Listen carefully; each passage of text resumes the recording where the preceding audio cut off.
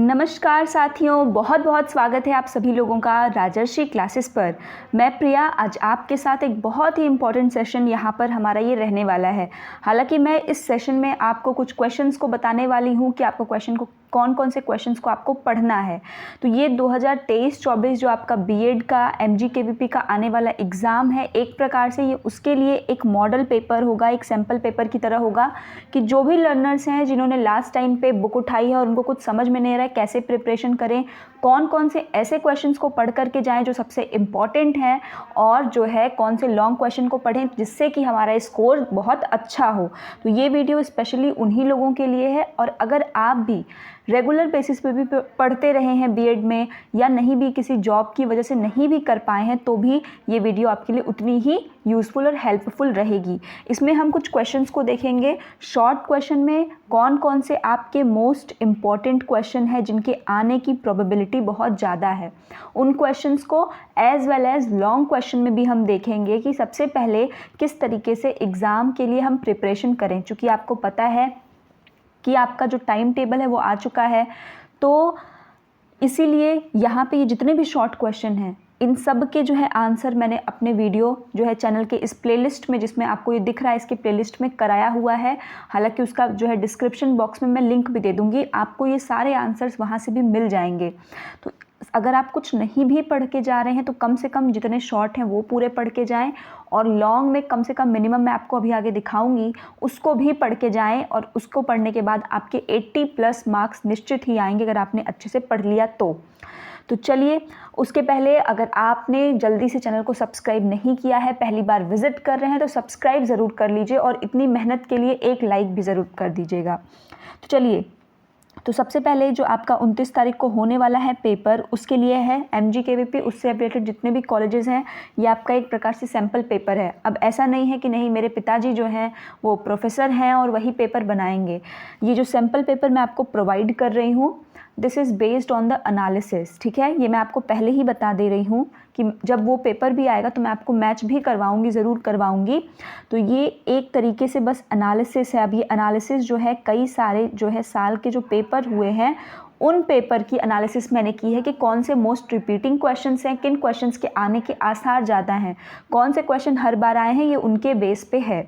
ठीक है, तो चलिए सबसे पहला जो हमारा क्वेश्चन है वो है व्हाट आर इंग्लिश मॉर्फीम। सबसे पहले हम शॉर्ट क्वेश्चंस को यहाँ पे डिस्कस करेंगे कि जो शॉर्ट क्वेश्चन है उनमें कौन सा है। तो व्हाट आर इंग्लिश मॉर्फीम, उसके टाइप और उसका एग्जाम्पल दोनों आपको पढ़ना है। इंग्लिश मॉर्फीम क्या होता है, स्मॉलेस्ट जो है मीनिंगफुल यूनिट जो साउंड का होता है, जो कैरी करता है, वो आपका मॉर्फीम है। उसके टाइप भी मैंने आपको बताया है, फ्री और बाउंड वाला भी बताया है, रूट और एफिक्स वाला भी कराया है। तो इसके मैंने 2 क्वेश्चन आपको जो है शॉर्ट में 2 अलग अलग आंसर राइटिंग के साथ प्रोवाइड किया है।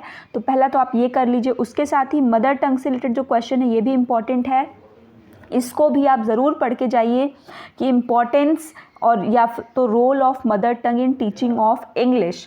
तो देखिए जो मदर टंग है वो किस प्रकार से इंग्लिश के टीचिंग में इम्पॉर्टेंट रोल प्ले करती है और उसका रोल क्या है इंग्लिश टीचिंग में। ठीक, ये भी क्वेश्चन मैंने कराया हुआ है। इसमें जितने भी क्वेश्चन हैं आपको सारे क्वेश्चन के आंसर जो है वीडियो में मिल जाएंगे चैनल के, लेकिन एक आध 2 क्वेश्चन होंगे जिसका आपको अभी नहीं मिलेगा, तो उसका मैं एग्ज़ाम से पहले जो है अपलोड कर दूंगी। ठीक है, तो बिल्कुल भी टेंशन मत लीजिए और आंसर को लेके बिल्कुल भी क्लियर रहिए। आंसर आपका बिल्कुल सही एकदम ऑथेंटिक है।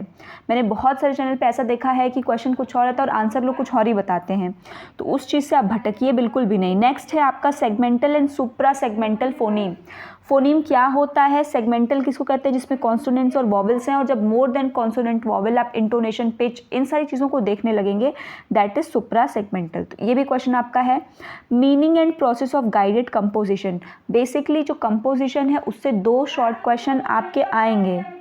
क्लियर, तो यहाँ पे गाइडेड कंपोजिशन, जो कंपोजिशन वाला पोर्शन है, उससे आपके 2 जो है शॉर्ट क्वेश्चन पूछे गए हैं। पहला तो ये वाला पार्ट है जिसमें गाइडेड कंपोजिशन का मीनिंग और प्रोसेस पूछा गया है, और एक में आपसे डिफरेंस पूछा गया है फ्री के बीच में और गाइडेड के बीच में। तो ये जो है डिफरेंस आपको कहीं भी आप सर्च कर लीजिए, आपको कहीं जल्दी मिलने वाला नहीं है। तो इसको भी मैंने कराया हुआ है, बहुत ही रिसर्च के बाद ये आंसर मिला था। मीनिंग और प्रोसेस भी मैंने उसी आंसर में इंक्लूड किया है, तो आप 1 पढ़ेंगे, आपका 2 यहाँ से कंप्लीट हो जाएगा। कुछ शॉर्ट में ऐसे भी क्वेश्चन थे जैसे मिला जुला के आप देखेंगे तो आपको 13-15 क्वेश्चन मैंने यहाँ पे राइट किया है। इसमें आपको फ़ायदा ये होने वाला है कि अगर आप इन 15 को कर लेते हैं तो अगर पेपर में आपको 10 क्वेश्चन जैसे कि देता है और 10 के 10 आपको करना है, तो कुछ ऐसे भी क्वेश्चन हैं जो लॉन्ग में ऑलरेडी हैं, तो लॉन्ग के भी क्वेश्चन आपके इससे प्रिपेयर होंगे और एज वेल एज शॉर्ट में भी हो जाएंगे। तो बस आपको ये रखना है कि आपको शॉर्ट में पूरे के पूरे 10 के 10 क्वेश्चन को अटेम्प्ट करना है, एक भी क्वेश्चन को आपको छोड़ना नहीं है, ठीक। तो उसके बाद नेक्स्ट है आपका डिफाइन सिंटेक्स विथ एग्जाम्पल। भाई सिंटेक्स क्या होता है, जो ग्रामेटिकल रूल्स जो ऑर्डर में उनको लगाते हैं, सब्जेक्ट वर्ब ऑब्जेक्ट, यही तो सिंटेक्स है, एक एग्जाम्पल के साथ बताया हुआ है। Discuss 3 language formula. 3 language formula के आने के चांसेस है क्योंकि 3 लैंग्वेज फार्मूला इंपॉर्टेंट है और ये हर बच्चे को पता भी होना चाहिए कि त्रिभाषा सूत्र क्या है। मैंने बताया हुआ है कि सबसे पहले इसकी रिकमेंडेशन जो है वो कई सालों से आ रही थी इंडिपेंडेंस के बाद, जितने भी कमीशंस बने, बट कोठारी कमीशन ने जो है इसको ज़्यादा रिकमेंड किया, जो 1964 से 1966 के बीच में आया था। तो 3 लैंग्वेज फार्मूला क्या है कि बच्चे को 3 लैंग्वेजेस आनी चाहिए और वो 3 लैंग्वेजेस अलग अलग बेस पे मैंने बताया भी है, बहुत अच्छे से डिटेल में ये आंसर को बताया है शॉर्ट में, कि पहली उसकी क्या होती है मदर टंग या रीजनल लैंग्वेज। सेकंड वाले में हम 2 पार्ट में कर देते हैं, हिंदी स्पीकिंग स्टेट और दूसरा नॉन हिंदी स्पीकिंग स्टेट। तो हिंदी वाले में क्या होगा कि बच्चा जो है क्या सीखेगा, इंग्लिश या दूसरी कोई MIL सीखेगा। अब ये MIL क्या है, मॉडर्न इंडियन लैंग्वेज, जो दूसरी जो है अन्य जो है भारतीय आधुनिक भाषाएं हैं। और अगर नॉन हिंदी स्टेट में तो वो हिंदी या इंग्लिश में से कुछ सीखेगा। और जब वो थर्ड लैंग्वेज को पढ़ने जाता है तो वहाँ भी सेम टू सेम यही 2 क्राइटेरिया आ जाती हैं। एक आपका क्या है कि नॉन हिंदी स्टेट और एक है हिंदी स्टेट। अगर हिंदी स्टेट है तो भाई वो पहले से हिंदी को जान रहा है, तो आप उसको दूसरी कोई और मदर टंग या इंग्लिश अगर यहाँ पे उसने नहीं सीखा है, जो यहाँ पे सेकंड में उसने सीख लिया वो अब ये थर्ड में नहीं सीखकर दूसरा सीखेगा, ठीक है। और सेम वही हिंदी वाले में जाएगा, तो हिंदी अगर इसने उसको यहाँ कंपलसरी है सेकेंड स्टेज पर, अगर नॉन हिंदी में है तो हिंदी उसको सीखना ही सीखना है, फिर यहाँ जाकर वो इंग्लिश या MIL को सीखेगा, ठीक है। तो एक बार आप देखेंगे समझ में आ जाएगा, बहुत इजी है, उतना कोई डिफ़िकल्ट नहीं है ये। Next is your active and passive vocabulary. देखिए ये एक तरीके से ना हमारा रिवीजन भी चला, जो चीज़ें मैं आपको बता रही हूँ आपने थोड़ा बहुत अगर वीडियो को देखी हुई है, याद किया है, तो वो आपको रिकॉल भी होगा। तो एक्टिव और पैसिव वोकैबलरी, एक्टिव और पैसिव वोकैबलरी क्या होती है, तो बताया हुआ है मैंने कि एक्टिव वोकैबलरी वो जिसको कि हम अपने स्पीच और राइटिंग में कंटिन्यूअसली यूज़ करते हैं, फ्लुएंसी के साथ बता सकते हैं, बोल सकते हैं, सब चीज़ कर सकते हैं। पैसिव वो है मतलब तो जानते हैं बट उसको यूज़ हम नहीं कर पाते हैं। क्लियर, एग्जाम्पल के साथ बताया है मैंने। Merits and demerits of direct method and bilingual method. देखिए अब ये जो क्वेश्चन है ये आपके लॉन्ग में भी मैंने कराया है और यहाँ शॉर्ट में भी दोनों दिया है, इसलिए ये चांसेस हैं। और चूंकि ये मेथड बहुत इजी हैं, दोनों मेथड बहुत इजी हैं, डायरेक्ट और बाइलिंगुअल। तो मैं 2 मिनट एक्सप्लेन कर देती हूँ, आपको जस्ट समझा देती हूँ। अगर डायरेक्ट मेथड कह दिया ना, तो डायरेक्ट का मतलब क्या है, एकदम डायरेक्ट आप किसी के यहाँ पहुंच जा रहे हो, मतलब कि अगर हमको उसको इंग्लिश को सिखाना है तो बीच में हम हिंदी का यूज़ ही नहीं करेंगे, मदर टंग उसकी जो भी उसका यूज़ ही नहीं करेंगे, डायरेक्ट बच्चे को इंग्लिश ही सिखा देंगे। तो ये डायरेक्ट है, किसी चीज़ का आपने सहारा ही नहीं लिया, ठीक। उसके मेरिट्स क्या क्या हैं ये बता देंगे। बाइलिंगुअल में क्या है, वही जस्ट इसका बीच वाला, कि अगर बच्चा है बेचारा उसको इंग्लिश सिखाना है आपको, तो सिखाने के लिए आप क्या करेंगे, पहले उसके मदर टंग का यूज़ करेंगे, ठीक है। बट इसमें इंपॉर्टेंट ये है बाइलिंगुअल मेथड में कि जो आप रीजनल लैंग्वेज या जो हिंदी आप बोलेंगे, मदर टंग बोलेंगे, उसका प्रयोग सिर्फ और सिर्फ शिक्षक करेगा, बच्चा नहीं करेगा, ठीक है। बहुत अच्छे से मैंने बताया है लॉन्ग में, आप उसको भी जाकर देख लें, बहुत हेल्प करेगा आपका। Importance of drill in English language. Drill या पैटर्न प्रैक्टिस, आपसे 2 क्वेश्चन पूछा है, दोनों थोड़े बहुत सिमिलर हैं। ड्रिल में आपका जो मैंने आपको बताया भी हुआ है कि ड्रिलिंग जो आपकी है ड्रिल प्रैक्टिस, और एक है पैटर्न प्रैक्टिस की जब आप उसको लगातार करते तो एक पैटर्न का फॉर्मेशन करता है जिसको हम बार बार प्रैक्टिस करते हैं। ड्रिल वो प्रक्रिया है, वो प्रोसेस है जिसके थ्रू हम क्या करते हैं, चीज़ों को रिपीट करके 1 बार नहीं 2 बार नहीं 4 बार बोलते हैं ताकि प्रोनाउंसिएशन बेहतर हो, उसके स्ट्रेस को समझ पाएँ, ये सारी चीज़ें होती हैं, ठीक। Problems of teaching English in Indian school scenario. अब यहाँ पर देखिए Indian school scenario, this question also consist of the long question. Long में ये भी पूछा हुआ क्वेश्चन है, तो ये भी आपका इजी है कि प्रॉब्लम पूछा है। देखिए टीचिंग इंग्लिश में क्या प्रॉब्लम है कि जब हम इंडियन स्कूल सिनेरियो में पढ़ाते हैं। तो इस क्वेश्चन में कोई इतना डिफ़िकल्टी नहीं है। अगर इन केस मान लीजिए आप नहीं पढ़ के जा रहे हैं, तब भी आप बता सकते हैं कि भाई क्या क्या दिक्कत आती है। तो पहले तो हमें टीचर ट्रेंड चाहिए जो नहीं मिल पाते हैं, क्लासरूम उस हिसाब का, कम बच्चे हों। जब बच्चे कम होंगे तभी तो हम टीचर अच्छे से बता पाएगा, चीज़ों को पढ़ा पाएगा, वो नहीं होता है। ठीक, टीएलएम का प्रॉपर यूज़ नहीं होता है। आज भी जो है जो मेथड्स पढ़ाने के लिए यूज़ होते हैं वो पहले ट्रेडिशनल और फॉल्टी यूज़ होते हैं। आप तमाम चीज़ें दे सकते हैं क्योंकि हम लोग भी उन चीज़ों को क्या करते हैं, अपने सामने देखते आते हैं। ठीक है, next is your short note on CCE। CCE एक इम्पॉर्टेंट क्वेश्चन है, लॉन्ग के लिए भी और शॉर्ट में। अगर लॉन्ग में भी आएगा तो शॉर्ट में भी आने के चांसेस हैं।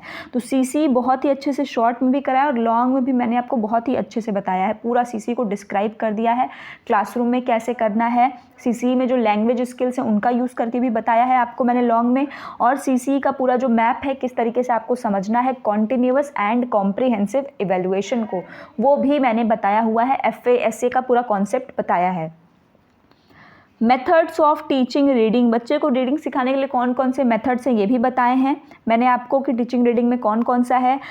2 टेक्नोलॉजिकल एड्स, इसका यूज़ तो सबसे पहले TLM की यहाँ फिर से बात की गई है। तो टेक्नोलॉजिकल एड्स जो आपके ऑडियो होते हैं, वीडियो होते हैं, ऑडियो विजुअल होते हैं, तो वही जो आपके TLM है उसी को टेक्नोलॉजिकल एड्स भी कहते हैं। किसी भी 2 का आपको यूज़ बताना है। स्लैश में मैंने ब्लैक बोर्ड को डाला हुआ है क्योंकि ब्लैक बोर्ड का भी क्वेश्चन आपसे पूछ सकता है। क्यों पूछ सकता है, एक साल पूछा भी है।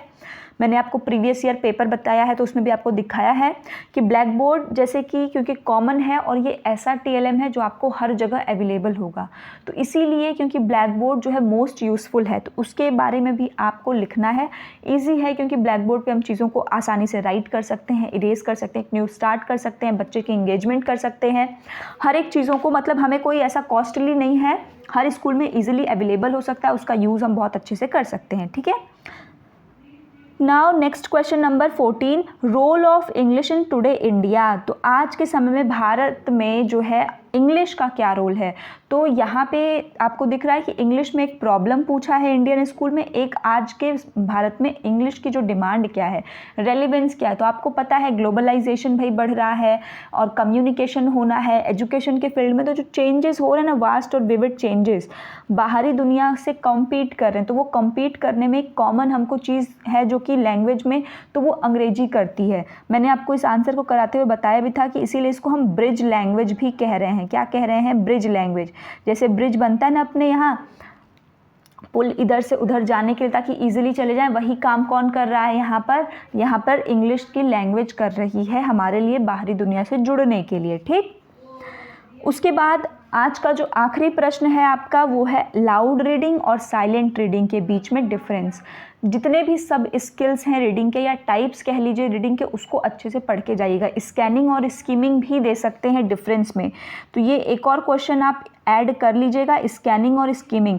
ईजी है, मैंने आपको types of reading short question में कराया है, एक्सप्लेन भी किया है। यहाँ भी आपको बता दे रही हूँ कि जब हम स्कैन करते हैं किसी चीज़ को, डिटेल्ड इन्फॉर्मेशन निकालते हैं, उसका पर्टिकुलर इन्फॉर्मेशन, स्पेसिफिक इन्फॉर्मेशन निकालने के लिए, जबकि स्कीमिंग जब करेंगे तो एक जिस्ट लेने के लिए कि चलो भाई ठीक है, ऊपर से देख रहे, नॉवल पढ़ ली, एक एक लाइन से नहीं मतलब है, कहानी से बस मतलब है। ठीक है, पोएम पढ़ ली तो उसकी कहानी से मतलब है। ठीक है, और स्कैनिंग करेंगे तो बिल्कुल क्वेश्चन आंसर की तरह एक चीज़ रटना है हमको। ठीक है, तो ये स्कैनिंग होगा, तो ये भी एक आपका है। और लाउड रीडिंग कि जब हम तेजी तेजी बोलेंगे, साइलेंट रीडिंग, इसके बीच में डिफरेंस भी हमने करा हुआ है। ठीक है, ठीक है, तो ये आपका लाउड रीडिंग और साइलेंट रीडिंग के बीच में डिफरेंस है। तो देखिए ये आपके जो टोटल मैंने आपको 15 शॉर्ट क्वेश्चंस बताए हैं, इन शॉर्ट क्वेश्चंस को अगर आप पूरे के पूरे क्वेश्चन को अच्छे से रीड करके जाते हैं, अच्छे से लर्न करके जाते हैं, तो निश्चित ही आपके जो 10 क्वेश्चंस आपसे पूछे जाएंगे उसमें से आपके एक भी क्वेश्चन नहीं छूटेगी। इस चीज़ की मैं आपको श्योरिटी दे रही हूँ। ठीक है, इसके बाद अब बारी आती है लॉन्ग क्वेश्चन की। अब देखिए यहाँ पे जो हमारी स्ट्रैटेजी है, जो कि ठीक है, तो हमारी स्ट्रैटेजी क्या रहने वाली है कि सबसे पहले तो आपकी 15 जो शॉर्ट क्वेश्चंस अभी मैंने आपको बताएं, सबसे पहले आप इनको कवर करिए, क्योंकि ये जो 15 क्वेश्चन हैं ये आपके रहने वाले हैं पूरे 40 मार्क्स के। ठीक है, तो 40 मार्क्स आपके यहाँ से कवर होंगे। इसके बाद सेकेंडली अब बात आती है लॉन्ग क्वेश्चंस की। तो जो लॉन्ग आंसर टाइप क्वेश्चन है आपके, सबसे पहले आप 4 ऐसे क्वेश्चंस को प्रिपेयर करिए जो आपके हर एक यूनिट से हैं। जी हाँ, क्योंकि आपको यूनिट में वहाँ रेस्ट्रिक्ट करेगा कि यूनिट 1 के जो A और B पार्ट है उससे एक क्वेश्चन आपको करना है। तो यहाँ पर आपको यही अपना जो जो है माइंड लगाना है कि सबसे पहले यूनिट 1, यूनिट 2, यूनिट 3 और यूनिट 4 से एक एक क्वेश्चन को आपको, ऐसे क्वेश्चन को जो है आपको सबसे पहले लर्न करना है जिसके आने की प्रोबेबिलिटी ज़्यादा है। उसके बाद हम एडिशनल में क्वेश्चन को लर्न करेंगे, ठीक है। तो सबसे पहले यूनिट 1 से आप जिस क्वेश्चन को करिए, ये आपकी मर्ज़ी है, ऐसा नहीं है कि कोई रिजिड है यहाँ पे। आप अपनी मर्ज़ी के हिसाब से, आपको और भी अगर आप खुद भी पेपर आपने देखा है तो आपको अगर कोई दूसरा क्वेश्चन इसके अपोजिट वाला भी पसंद है कि अगर आपको वो इजी आ रहा है तो आप उसको भी कर सकते हैं, ठीक है। तो यूनिट 1 से different aspects of English language prescribed in school curriculum, वो जो 4 फोल्ड कमांड्स हैं, जो अलग अलग एक्सपेक्ट्स हैं आपके, सिमेंटिक, फोनेटिक कम ग्राफिक और ग्राफिक, तो यहाँ पे वही सारी चीज़ों को आपको लिखना है और उसको डिस्कस करना है, ठीक है। तो ये आपका यूनिट 1 से जो लॉन्ग क्वेश्चन है इसको भी मैंने कराया हुआ है, अगर आप चाहें तो आप प्लेलिस्ट से जाकर इसको देख सकते हैं। नेक्स्ट आप यूनिट 2 से एक क्वेश्चन को तैयार करिए। उसके बाद जो ऑब्जेक्टिव्स बोला गया है, जूनियर और सीनियर स्टेजेस इन स्कूल, जो है मैंने जो एनालिसिस देखी, जो 3 साल 4 साल का पेपर था उसके अकॉर्डिंग, तो ये ऐसे क्वेश्चंस थे जो आपके हर साल और में एक पार्ट में वो क्वेश्चन सेम रिपीट हुए हैं, ठीक। तो अगर आपने पेपर नहीं देखा है तो आप पहले पेपर भी देख सकते हैं जाकर। तो ऑब्जेक्टिव इसके बाद आप करिए टीचिंग इंग्लिश का जूनियर और सीनियर स्टेजेस ऑफ स्कूल में, ये क्वेश्चन भी बार बार आपसे पूछा हुआ है, ठीक है। इसके बाद थर्ड यूनिट में तो बिना सोचे समझे एक लेसन प्लान आप तैयार करिए प्रोज या पोइट्री के लिए, ये निश्चित है आना ही आना। इसके अलावा जो दूसरा पार्ट है उसमें मेथड भी पूछा है, तो मेथड भी बहुत इजी पोर्शन है, उसको भी मैंने कराया हुआ है। बट यहाँ पे सबसे पहले मैंने आपको कहा ना कि आप 4 क्वेश्चंस ऐसे प्रिपेयर करिए पहले जो आपके जो है 60 मार्क्स को पहले बना दे, ठीक। उसके बाद हम एक्स्ट्रा में जाएंगे। फिर 4th यूनिट से आप करिए डिस्कस द एडवांटेज या use of audio visual aids in teaching of English. Audio visual aids जो है ये भी क्वेश्चन रिपीट है, हर बार आपको पूछेगा ही पूछेगा। इसके अपोजिट में जो सेकंड पार्ट है उसमें इवैल्यूएशन पूछता है। इवैल्यूएशन मैंने कराया है, इवैल्यूएशन मैंने आपको इसलिए नहीं दिया क्योंकि ऑडियो विजुअल एड्स में ज़्यादा चेंजेस आने की संभावना कम है। बहुत ज़्यादा चेंज होगा तो आपको किसी 1-2 ऑडियो विजुअल का नाम दे करके आगे लिख देगा, बट उसमें कंटेंट सेम रहेगा। But when it comes to evaluation, तो इवैल्यूएशन वाले में टेस्टिंग, इवैल्यूएशन, सीसी सब है। तो हो सकता है कि अगर आप इवैल्यूएशन और टेस्टिंग सिर्फ पढ़ के जा रहे हैं, उसका मास्टर आंसर करके जाएं, तो सीसी आपसे पूछ दे। तो जो कि मैंने उसका पूरा दोनों का कल मैंने आपको कराया हुआ है वीडियो, वो पड़ी हुई है, सीसी और testing and evaluation in English language. तो वहाँ पर भी मैंने आपको बताया कि दोनों क्वेश्चन किस तरीके से सिमिलर हैं, बट फिर भी वहाँ से आपको ज़्यादा पढ़ना होगा, लास्ट टाइम पे यहाँ कम पढ़ना है, ठीक। इसके अलावा अब हम कुछ एडिशनल क्वेश्चंस को देख लेते हैं कि इन चारों को पढ़ने के बाद आपको क्या चीज़ें पढ़नी है, ठीक। अगर आप चाहते हैं कि नहीं आप कोई चीज़ भाई छोड़ कर ना जाएं, कम से कम आप पूरे सिक्योरिटी के साथ जाएं, तो इसके बाद जो आप क्वेश्चन करिए वो ये करिए कि role of English in Indian society, reflect your views on place of English in Indian school curriculum. Indian school curriculum में इंग्लिश का क्या रोल है, इस क्वेश्चन को करिए, ये आपके लिए इंपॉर्टेंट है यूनिट 1 और यूनिट 2 के पॉइंट ऑफ व्यू से, ठीक है।